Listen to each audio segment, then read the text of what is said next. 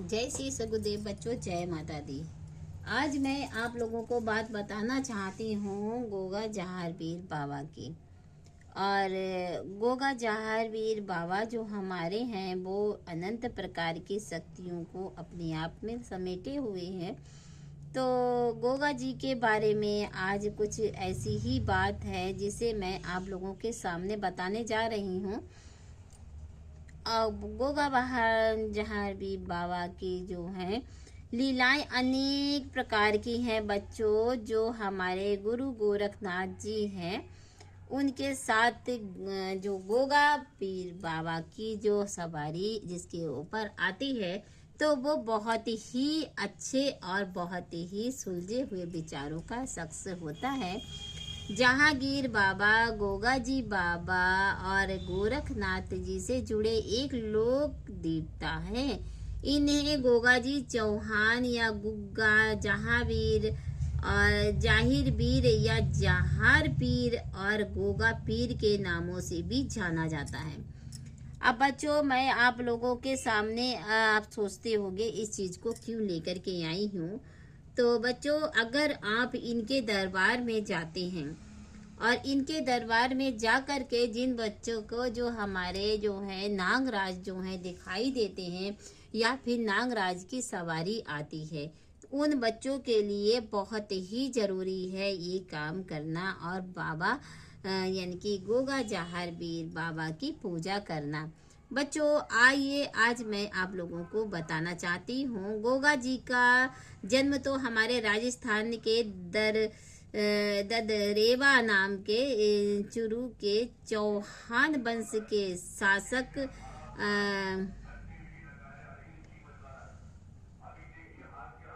जयवर जी की पत्नी बंछल कंवर के गर्भ से हुआ था। अब बच्चों, ये सोच रहे होंगे कि गोगा जी जो है हमारे यानी कि वरदान के वंश के नौमी पक्ष में हुआ था इनका जन्म। और ये गोगा जी के जो समुदाय था वो बहुत ही लोकप्रिय और लोक देवता के नाम से प्रसिद्ध था।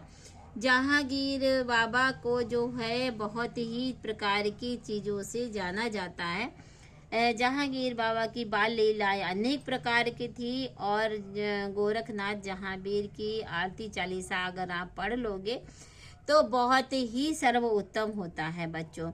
कहते हैं कि गोगा जहांगीर बाबा के शिष्य जो यानी कि गोरखनाथ के शिष्य थे, गुरु गोरखनाथ ने ही उन्हें दीक्षा दी थी, आध्यात्मिक दीक्षा और योग दीक्षा।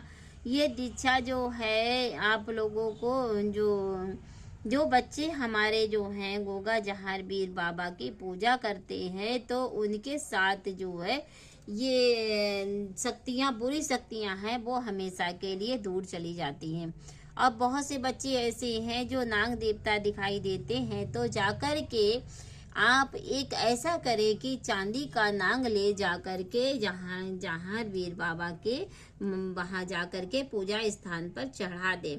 तो ऐसा करने से जो नाग दोष होता है वो भी समाप्त हो जाता है बच्चों।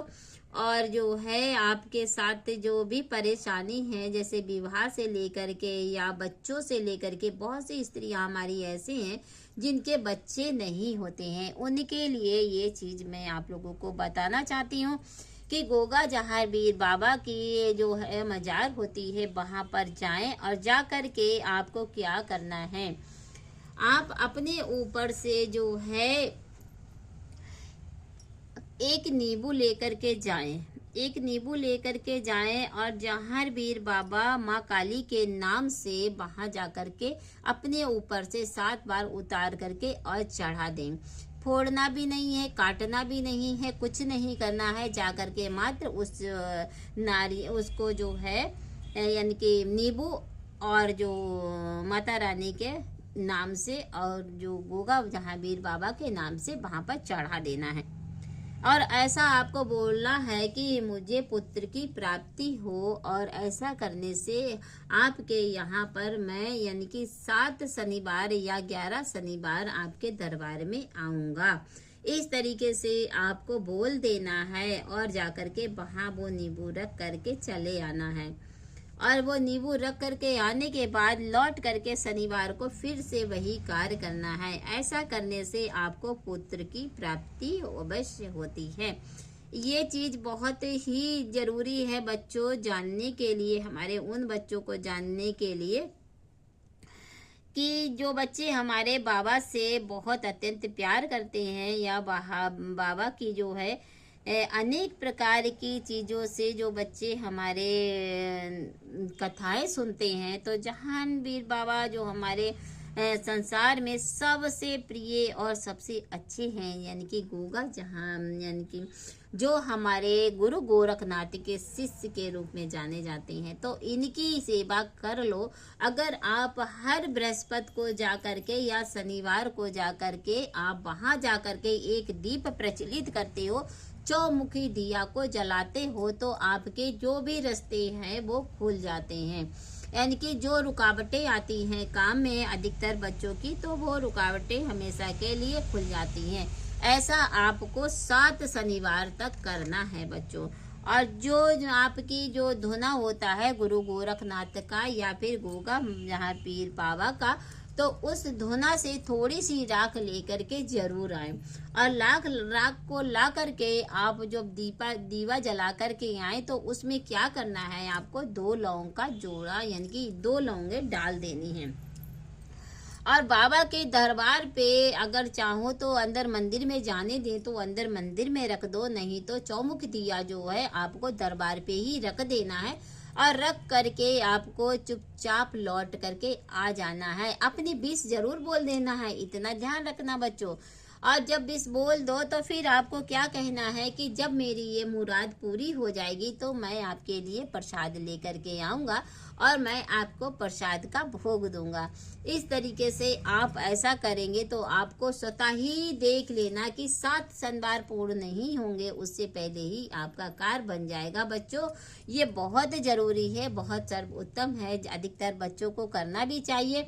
और जो बच्चे हमारी वीडियो को देख रहे हैं अचानक में जिसके पास हमारा वीडियो आ गया है, तो प्लीज बच्चों दूसरे को भी शेयर करें और हमारे चैनल को लाइक और सब्सक्राइब जरूर कर दें, जिस बेलकन घंटी को भी दबा दें, जिससे बच्चों और जो भी वीडियो डालूं मैं आप लोगों तक हमारा नोटिफिकेशन सबसे पहले पहुंचे। तो आज के लिए इतना ही काफी। जय माता दी, जय गुरुदेव बच्चों, जय माँ काली।